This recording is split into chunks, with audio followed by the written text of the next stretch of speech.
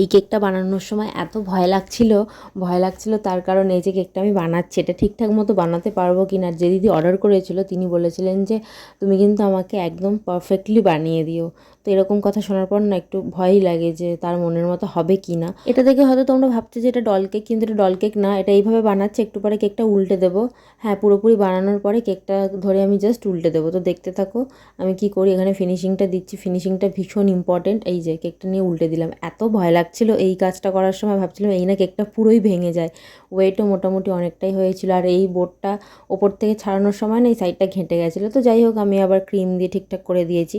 এবার একটুখানি ওয়াটার দিয়ে স্পঞ্জটা সোক করে নিচ্ছি যাতে স্পঞ্জটা শক্ত না হয়ে যায়। তো তারপরে আরও একটু ফিনিশিংয়ের কাজ বাকি আছে। এই ফিনিশিংগুলো দিতে আমার যা সময় লেগেছে, যেটা এই রিলসে তোমরা একটুও বুঝতে পারবে না, প্রচণ্ড সময় লেগেছে এই ফিনিশিংগুলো করতে। আর এই ফিনিশিংটা ভীষণ ইম্পর্টেন্ট এই কেকটার ক্ষেত্রে। তো এবার কেকের ওপরে আমি মাটি দিয়ে দিচ্ছি। হয়তো তোমরা বলবে যে কেকের ওপর আমি মাটি কেন দিচ্ছি, আর মাটি না দিলে গাছটা বসাবো কী করে? এটা হচ্ছে একটা টব কেক, কেকটা টবের মতো দেখতে হয়েছে, বা তার উপরে মাটি দেবো, মাটির উপরে জল দেবো, তার উপরে গাছটা বসাবো।